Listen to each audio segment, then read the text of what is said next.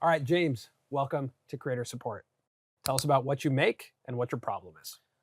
So guys, my name is James. I make short form videos giving away mystery gifts. $1 or mystery gift. Mystery gift. For real? Oh, God. My computer broke, so thank you. And my problem is I want to move from short form to long form, and I don't know how. Let's get into it. Okay, so probably people have seen your short form content. I feel like it's hard to watch any feed without seeing your face, which is pretty wild. Yeah, I think so. I don't know. That must feel pretty crazy. How did you come up with that format of like $1 or mystery gift? Yeah, people think I had like this light bulb moment. Like, long story short, like I was that man on the street guy, you know, asking like trivia questions. And then I think it was Christmas time, and I was like, let me just ask someone if they want $1 or a mystery gift, and we'll throw in like a potato as the mystery gift. And I would just stand there and make them feel awkward. When you think about short form and when you think about long form, how do you define your current audience for short form? And what do you want your audience to be for long form? I always say this, like I'm so grateful for the numbers, right? Because the numbers are people. But now that I've been in it for a few years, like I want to make something meaningful, and I want to impact people watching my YouTube videos. And I don't know, maybe change someone's life that way. So part of you is feeling like, even as someone who watches short form, that short form does not do that to you. Like, I know it does for sure, because I've had people, you know, message me or come up to me and be like, dude, like, my day sucked, but I just like loved watching your videos. It just made me laugh. So I know it has an impact, and I don't want to be out of touch about that. But I think with like a YouTube video that's longer and you can share like a bigger message, like that's what I've always dreamed of. So you've done videos where you do $1 or mystery gift, and the mystery gift turns into an adventure. Right. Do you watch Yes Theory? Not too much. Not too much. I know who they are. Vintage Yes Theory, which we can, you know, pull up some old Yes Theory. Vintage Yes Theory would do stuff like that, with like surprising a stranger with a dream vacation. Yeah. But it's a full 30-minute video. I feel like that has been turned into short form, but it used to be long form. Right. Does that feel aligned with what you would want to do? I'm gonna say no. Interesting. And I think this is my problem. Tell me. Is I love that 2016 to 19 era of vloggers, right? Like David, for example. Yeah. This seems very like optimized. Wow, I would not describe it as that, but fair. You know what I don't know, like it just seems... I would say from a thumbnail perspective, sure. You mean just with like the very clear concept and... Yeah, like... And you feel like that turns you off. It turns me off, like, obviously love like the Mr. Beast content, love the Air Rack content, but like, I almost run away from that because I don't know if it's like the artist in me that wants like a thumbnail that's like, you know, color graded, and it's just like, it almost looks like a film photo, and then the title is just like one word with a period. Yeah. Like I love the rawness. Yeah. Maybe that's what that type of title thumbnail, when it works, is proof of community. So like what you just described, we say that there's idea-based creators and relationship-based creators. Right. So idea-based creators are going to be heavy on like the format, the concept is the star. The relationship-based creator is like, we always reference this Emma Chamberlain video. Yep. You've seen it. Yep. You totally caught me making soup. Yeah, That's insane to have millions of people watch, but millions of people watch that. So when you unpack this, like you want to create a channel and create a brand where people are just clicking for you no matter the content. Yes, and when I say me, sorry, that can come off like a little narcissistic. No, it's totally fine. Meaning like the video is so, like it's such a creative video. It's very well made. Like James is doing really fun stuff. I think this $1 mystery thing kind of like accidentally happened. Like I was just posting videos, it started working and I ran with it. Very grateful for it, but it's like not what I want to be like represented by. And I know that can sound so ungrateful, but it's like I'm just trolling people and and making short form. I don't know. I just don't think there's a lot of creativity in it, and it's not itching that thing that I really want to do. So first of all, it's like a very safe space talking. I know. About I this feel stuff. like I'm like I don't. I'm like I don't want to. No, there's a very trauma dump you too can much. say all of it because I Also, saying I want to make a YouTube channel about myself is like in the name. Yeah. It's like it is it's what called it is. YouTube. Yeah. But I think the fascinating thing about a creator, any creator, all of us, is like we try really hard for a while to make this thing work. Yeah. And you almost don't even know what that means. You're just like, I like making videos, I like being creative, and I would love if this was my job. Yeah. The best way for it to become your job is to find a thing that people like and then do that over and over and over again. We were saying it the other day. We had no idea actually that we would become podcasters. We literally were looking at each other. I think it was yesterday. We were like, I looked at Colin and I said, can you believe it was the podcast? So I just want to say, like, it is a very natural experience to like ask the question of identity as a creator, and ask the question of like, is this it? Because when we first started on YouTube, we made videos about lacrosse. I was so uncomfortable with that being the end of my creative identity that we left with no plan and just started a channel called Colin and Samir with no plan. Right. Can I ask, what would you make if we're taking like these titles and thumbnails that we showed you from Yes Theory out of the equation? Yeah. And we have some thumbnails from you. Yes. So these are the long form videos on the what I call the main channel. Okay. Is there anything from here that you like love, or anything from here that you're like, I'd never want to do that again? I think the only thing was that I hit 1 million subscribers. Yeah. I think the style of that video, I think, is pretty cool. It was 2 years ago, so it's like I just hit 1 million on YouTube. Oh my gosh, I watched you on YouTube. I just hit 1 million today. Yeah, I just hit 1 million. Thank you. What is that? That's cool. I dig that. When you look at this, do you look at 72,000 people watching this as a positive or negative, or what's your relationship to how many people watch this? I think I would take 72,000 viewers on this video over like 1 billion on a short form video. You know what I mean? Because this one's meaningful, right? 100% agree. Yeah. Obviously, a lot of what we talk about is like, how do you make sure people see your stuff? Yeah. But have you ever heard the concept that we've talked about of content market fit? I don't know. Maybe. Can we draw? Of course we can draw, yeah. So this is something we call content market fit, and it's kind of the intersection of 3 major things that need to be true for your content. First thing is what you want to make. Okay. Without that, it's like you can't. Why are you doing it? Why There's are you no doing reason it, to be right? doing There's it. no reason to do it. The next is there has to be an audience for it. So long as you want an audience for it, right? Again, as a creative, you can also be like, I'm an artist, I don't care. And the third is the platform. Is this right for this platform? So a lot of times I think people think they want to make long form YouTube, but actually their thing is better fit for Instagram. And like these 3 things, like where they intersect, is better for a different platform or better for a different environment. And the important thing is that once you've found content market fit, once all 3 of these boxes are checked, it does not mean you are done. These will change constantly. Right. And your job is to kind of just like pull them all back, starting with you. Okay, real quick, if you're enjoying this video, which I'm assuming you are because you're still watching, then I want to tell you about this email that I send out every Sunday. I talk about what I'm seeing on YouTube. I talk about tips that I've learned from other creators, as well as our 15 years on the platform. There's about 20,000 other creators who subscribe to this email newsletter that I send out. If you want to check that out, totally free. Just click the link in our description and you can subscribe. Back to the episode with James. You found this perfectly on short form. Yeah. You know, you're talking about making like personal videos Yes. about your life. Yeah. You want to make that. Yeah. Awesome. The platform definitely rewards long form videos that are personal. Yeah. For sure. YouTube is the right place to do that.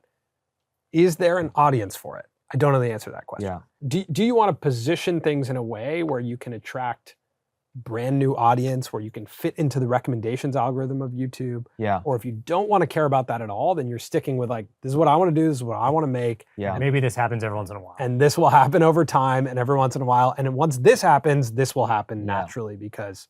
But if you want audience, I think it's about defining clearly who is this audience, what else do they watch that's similar, Right. where is your video going to show up, which video is it going to be next to or play Right. after. Yeah.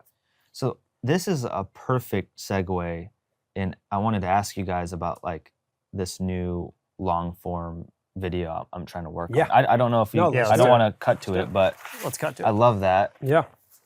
It's called More of James, which is the channel. Is the channel. Okay. It's not going to be posted on the main one because in my eyes, it's like I'm starting really from zero. So you've posted one video here on your second channel, which is More of James, Mm-hmm. and it has 94,000 views.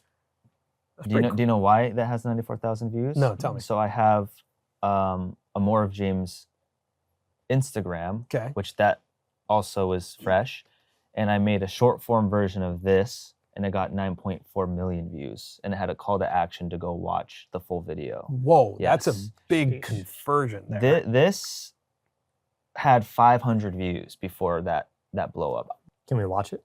Yeah, the There's shorts this quote act. that I Oh, the think long about form one. often. Yeah. That life is not measured by time, it is measured by moments. Oh my gosh. Some are big, but most are small. I like to think about life this way and savor even the smallest moments, because that's all there is.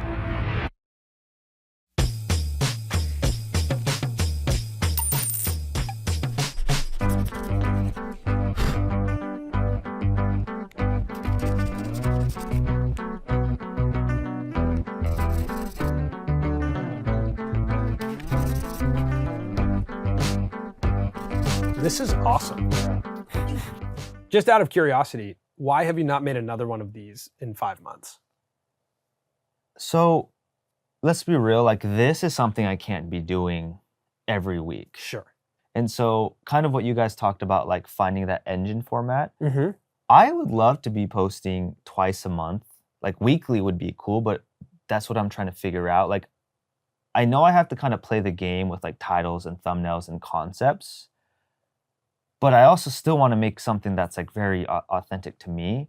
So I'm having a hard time finding that engine format that works where I can post like multiple times a Let month. me offer just my vantage point on your Yeah. situation. My vantage point on your situation is you have an engine format. It is your short form. Yes. You make exactly. a living. You probably make a healthy living making short form content. Yeah. So I would not tie this to any business metrics for the next 12 months. Right. And I think like one of the greatest things is we made a video about like how we would start over on YouTube. And Colin's answer to what he would do first, I thought was so interesting. He said he would get a job. Yeah. Right. Yeah, yeah. And I think that is like a really illuminating thing of like, oh yeah, that is what I would also probably do because I would love to decouple revenue pressure from my creativity. 100%. But I think sometimes as creators, it's hard for us to accept that like we have built a job Yeah. and like what you do on short form is your job. Right. And not to say like, I got to clock in, it's my job. It's a Yeah. fun job. Yeah. It's a great job. But you can do that and do your creative work. Now, I'm also speaking from experience of like, that is this weird push-pull identity thing Yeah. because both are you publicly on the internet. Right. I also Right. don't know if the audience you're looking for on YouTube wants you to have an engine. Yeah. Exactly. You know what I yeah, mean? That, Yeah. yeah, Like, I I don't think- think so. I would be really interested in a title and a thumbnail that's pretty straightforward. Like I Mhm. went here, Yeah. I did X, but I would want the thumbnail to be a cool looking frame with Yeah. you in it. I don't want you to have to, find a way to put up 150 grand to surprise your friends. Right. For me, actually, in the experience, I'm just hanging with you. It's pretty Exactly. simple. Yeah. So I do think there's a world on YouTube where some creators are making relatively simple concepts. Yeah. Absolutely. And that sets the expectation with the packaging that you are here to hang for a cool Yeah. vibe. Like Yeah. this is purely a passion project. I am getting to the point now though where it's like I do want this to be a consistent thing, Mm-hmm. Which is why I'm trying to make another video, which I sent you guys some Yeah. titles and thumbs. I don't know if you Let's want to take a look talk at 'em. about that, but Yeah. Now knowing the context, it almost feels funny to look at these. But okay, I surprised these my are- 4 single friends with an adult prom in Paris. What do you guys think when you see this? Like, Well- is this engaging? Like, Why do you think this is interesting? Like, why is it fun and interesting to you? to me, because so I just got out of like a 2-year relationship like Okay. 2 months ago. So I've been really sad, and I'm like thinking, I'm like, what can I do to be single and move on in life? And I was like, what if I made a video where I recreated prom? Because prom is so nostalgic, and I love nostalgia.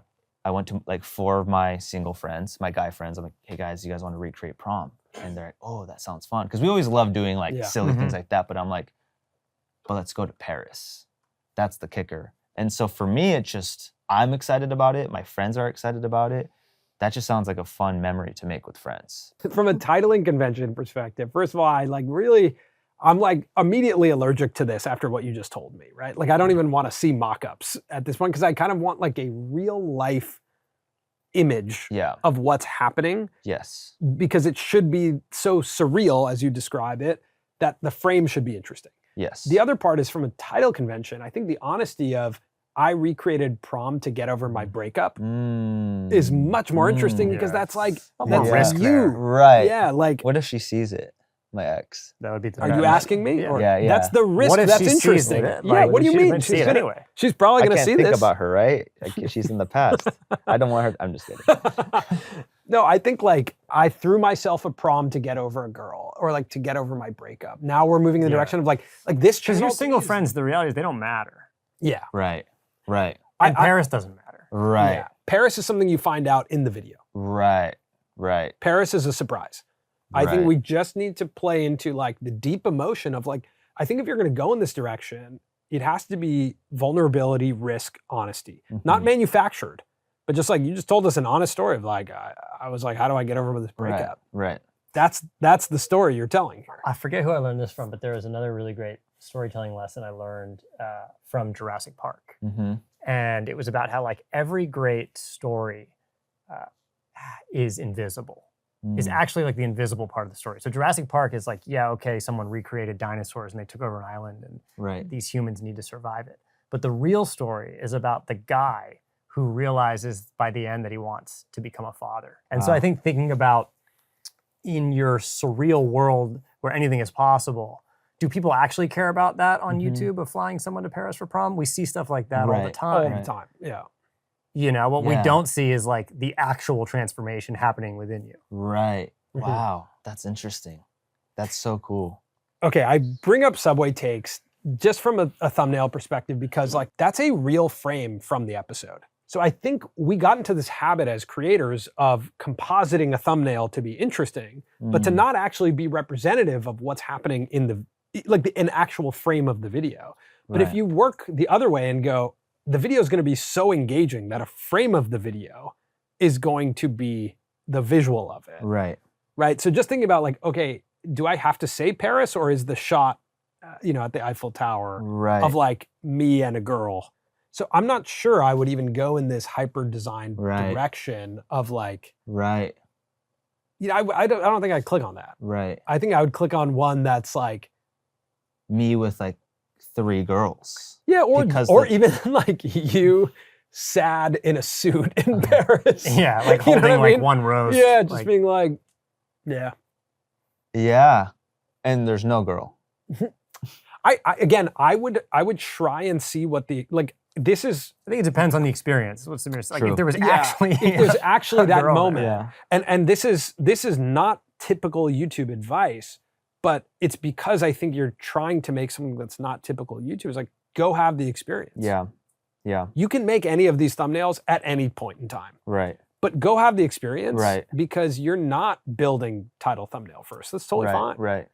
I have 2 questions Yeah. real quick. So first question is, because I do think about like wanting to do this consistently.